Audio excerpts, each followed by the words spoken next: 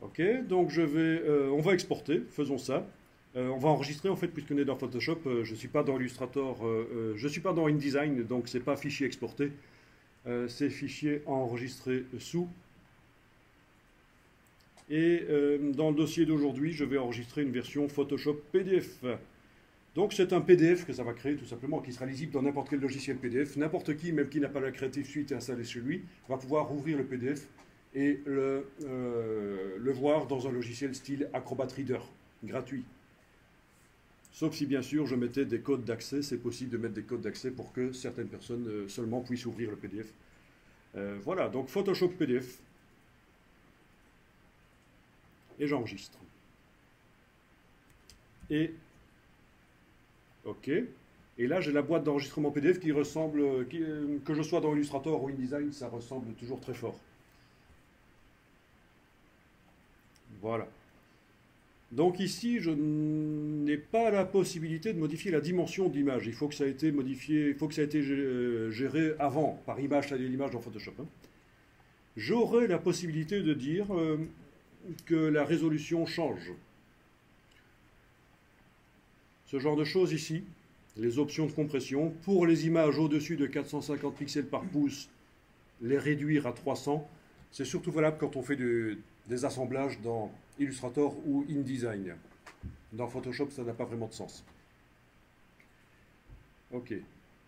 Sans compression, on va mettre sans compression dans les options. Ou alors, si on voulait absolument faire un fichier PDF plus léger, on prendrait le zip, qui est une compression non destructive, contrairement au JPEG. Zip, enfin vous connaissez, hein, ce sont les initiales des inventeurs de cette méthode de compression, en fait. Ok. Alors, on passe ça en revue ici. Tout le monde est bien dans la boîte, il n'y a pas de problème? Dans la partie générale, conserver les fonctions d'édition Photoshop. Ça veut dire qu'à l'intérieur du PDF, ça va mettre tout. À l'intérieur du PDF, ça va mettre les éléments qui vont permettre, ça va mettre les éléments qui vont permettre d'imprimer correctement le document, bien sûr, mais en plus, ça va mettre le fichier Photoshop qui va être imbriqué dans la version PDF. Et donc, ça va faire un fichier lourd, beaucoup plus lourd que si je ne cochais pas ça. Mais si je ne coche pas ça, quand je vais réouvrir le PDF, je ne vais pas pouvoir récupérer tous les calques de Photoshop et continuer à travailler mes IN. Donc c'est un choix. Est-ce que le PDF que vous faites, vous voulez que si on le réouvre dans Photoshop, on puisse continuer à travailler dessus comme si c'était un fichier Photoshop, ou est-ce que vous voulez que ce soit juste un fichier PDF pour l'impression? Donc c'est vous qui voyez si vous voulez conserver ou pas les fonctions d'édition de Photoshop. Afficher le PDF après enregistrement, vous pouvez cocher, comme ça, dès que vous allez générer le PDF, il va s'ouvrir tout seul dans un logiciel de lecture PDF et vous verrez ce que ça donne. N'hésitez pas à poser des questions si vous en avez. Bon, tout à l'heure, j'étais passé directement à la partie compression et je vous ai dit que ça sert à réduire éventuellement la résolution. Est-ce qu'on peut réduire le poids sans toucher à la qualité? Pour répondre à ta question, est-ce qu'on peut réduire le poids sans toucher à la qualité? Oui, on peut le faire si on choisit une compression zip, qui est une compression non destructive. Ça va réorganiser les données numériques du fichier de manière à ce qu'elles prennent moins de place. Si on prend JPEG, il n'y aura pas option de conserver les données de Photoshop, puisqu'il va dégrader un peu. Si on prend JPEG, on pourra quand même avoir l'option de conserver les fonctions d'édition, parce que ça ajoute dans le fichier PDF tout le fichier Photoshop. Ah ouais. Donc, si je l'ouvre dans Photoshop, Photoshop va chercher dans le PDF la version Photoshop. Donc, ça ne se voit pas évidemment sur le disque dur. On aura un fichier PDF très gros, mais voilà, donc ça n'influence pas, parce que les options de compression ici, c'est pour la version PDF, c'est pour les images qui seront imprimées. Donc ça n'a pas vraiment de sens, en fait, si on réfléchit bien, d'essayer de comprimer ici et de laisser ceci coché. Si je veux un petit PDF le plus minuscule possible pour le transférer par mail ou quoi, je décoche ça, en fait. Hein. D'ailleurs, je vais le décocher. Comme ça, on aura, quand on va le réouvrir, on ne devrait pas avoir toutes les fonctions d'édition de Photoshop. Et ici, je peux faire une compression zip si je veux. Voilà. Voilà. Bien. Alors, ici, ça commence à devenir intéressant. À la partie sortie. Actuellement, si j'enregistre ce PDF, eh bien, ce sera un PDF RVB, puisque mon image derrière est de type RVB. Logique, hein, c'est ce qu'il faut quand on travaille les images. Même si vous travaillez les images pour l'impression, faites des images RVB. Comme ça, tous les filtres Photoshop sont accessibles, toutes les couleurs affichables sur votre écran, vous pourrez les mettre dans votre écran. Intéressant si vous faites une version de votre image pour l'afficher sur un site web.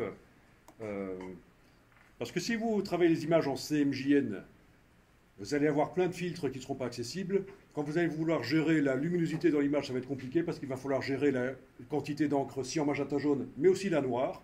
Et ça, c'est une gymnastique assez difficile. Et en plus, si vous affichez votre image sur un site web, les couleurs seront ternes parce que ce seront les couleurs imprimables en offset. Il n'y a pas de raison que quand on affiche une image sur le web, on affiche uniquement les couleurs imprimables en offset. Les techniques sont indépendantes, hein. Donc faites vos images, vos photomontages en RVB. Mais ici, à la rubrique sortie, je peux dire non, non, je voudrais faire une conversion vers CMJN. Je veux que le RVB de l'image devienne un CMJN pour l'imprimeur. Certains imprimeurs acceptent les PDF RVB. Alors, il faut toujours aller discuter avec votre imprimeur avant de faire une publication, un document, pour savoir déjà si le document que vous prévoyez de faire, est-ce qu'il sera imprimé. Voilà. Si vous prévoyez de faire un triptyque, par exemple, un folder qui se plie en accordéon, par exemple, vous voyez, comme une carte routière. Si votre imprimeur n'est pas capable de l'imprimer, vous allez être mal. Autant aller lui demander, et aussi lui demander combien ça va coûter, pour pas avoir de mauvaises surprises. Donc toujours aller discuter avec l'imprimeur avant même de commencer la réalisation du travail. Alors ici, on va faire la conversion vers CMJN, donc conversion de la couleur, convertir vers la destination. Et là, il va falloir absolument indiquer vers quel CMJN vous convertissez. En Europe, vous aurez le FOGRA 27, 39, le 28, donc les FOGRA. Et c'est quoi ça? Ben, ça dépend du type de papier qui est utilisé en fait. Est-ce que c'est du papier lisse, du papier graineux? Ça influence le rendu des couleurs. Ah ben oui, sur du papier qui a du grain, les couleurs vives, il n'y en a pas beaucoup. Si vous remarquez, en général, pour les cartons d'invitation, on utilise assez bien le papier graineux, mais au niveau du rendu des photos dessus, c'est pas génial. Par contre, au niveau du toucher du papier, pour un carton d'invitation, c'est bien. Pour les magazines, c'est du papier lisse. Bon, ici, je simplifie les choses, hein, je ne vais pas dans le détail. En gros, il y a deux types de papier, le lisse et le graineux. Et comme ça influence les couleurs, ben forcément, au moment où je convertis mes couleurs RVB vers CMJN, les quantités d'encre, si en magenta jaune noir, ne doivent pas être les mêmes. Pour recréer une partie de la photo, les quantités d'encre ne doivent pas être les mêmes suivant que j'imprime sur du papier graineux ou pas. Donc l'imprimeur va vous le dire. Il y a de fortes chances qu'il vous indique que vous devrez convertir vers l'Euroscale, qui est un standard. Un peu plus vieux que le FOGRA, mais plus implanté en fait. Et là, vous avez les deux types d'Euroscale. Pour papier lisse, donc le couché, on appelle ça papier couché, et le papier non couché. OK? Bah, je vais choisir Euroscale Coated ici, voilà. Et donc ça, ce sera faire un PDF CMJN au départ du PDF RVB. Alors, la partie protection, c'est juste dire que vous voulez un mot de passe pour qu'on puisse ouvrir le document, si c'est un truc qui n'est pas destiné au grand public, ou que vous voulez le donner uniquement à des gens qui ont payé pour lire le PDF. Ça se fait, hein, il y a des PDF qui se vendent sur le web. Vous pouvez exiger un mot de passe pour l'ouverture. Et vous pouvez aussi, en plus de ça, en plus ou alternativement, c'est l'un ou l'autre ou les deux, c'est vous qui voyez, dire qu'il y a un mot de passe si on veut imprimer le document. La personne qui est chez elle avec le PDF, si elle veut imprimer le document, elle devra taper un mot de passe si elle veut envoyer les données vers son imprimante. Si on veut modifier le PDF, par exemple le texte que j'ai mis là derrière, si quelqu'un veut changer le texte, il ne pourra pas le faire si j'ai mis un mot de passe qui empêche la modification. Et autres opérations, etc. Voilà. Mais donc ici, on ne va pas cocher les protections. On imagine qu'on est entre... c'est moi qui directement donne le PDF à l'imprimeur. Il n'y a personne qui va intercepter le document et qui va piquer le document, le modifier pour en faire je ne sais quoi. Voilà un petit résumé. Et bien là, on va cliquer sur enregistrer le PDF. Et comme on avait coché l'option afficher le PDF après exportation, il devrait normalement s'ouvrir tout seul dans un logiciel de lecture de PDF, mais ce n'est pas sûr que ça va marcher ici. Apparemment, ça prend, ou alors ça prend du temps pour faire le PDF. Ça, c'est possible aussi. Bon. Il faudrait que je vois où je l'ai enregistré aussi. Est-ce que je l'ai enregistré au bon endroit? Mhm.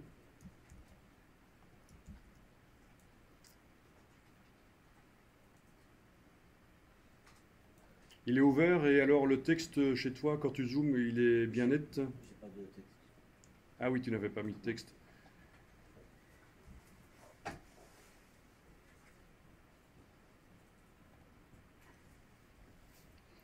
Ok, bon, ben je vais recommencer. Ah, non, il est toujours en train d'enregistrer en arrière-plan en fait. Eh oui. En PDF, il faut le mettre sur sous, pardon. Voilà, non, ça a pris du temps, mais finalement le PDF est apparu dans le dossier là derrière. Voilà, point PDF. Est-ce qu'il va s'ouvrir dans un logiciel tout seul? Mystère et boule de gomme. Je vais forcer à l'ouvrir, je vais double-cliquer sur lui. Et donc le logiciel qui est désigné comme étant celui qui doit ouvrir les PDF sur mon ordinateur s'ouvre. Sur certains Mac, vous aurez le logiciel aperçu qui ouvrira le PDF. Bon, ça c'est l'utilisation du Mac. Comment indiquer quel est le logiciel qui ouvre telle ou telle extension. Ça c'est une autre histoire. Et donc voilà, le texte, si je zoome comme prévu, il est super net. Il est vectoriel, il est intégré.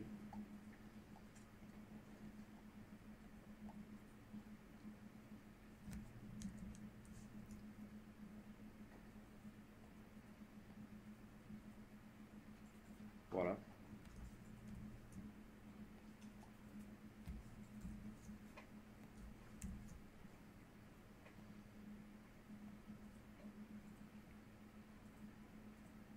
Et c'est du CMJN, c'est une conversion CMJN.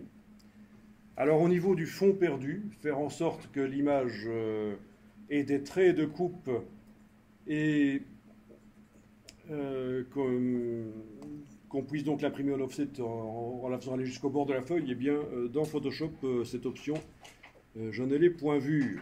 Et de toute façon, je vais vous dire un truc, quand vous imprimez, quand vous créez des PDF, il vaut mieux passer par InDesign.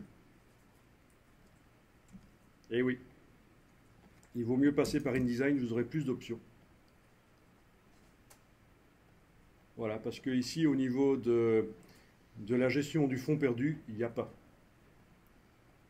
On ouvre le fichier Photoshop dans InDesign Alors. et puis on le sauve dans InDesign.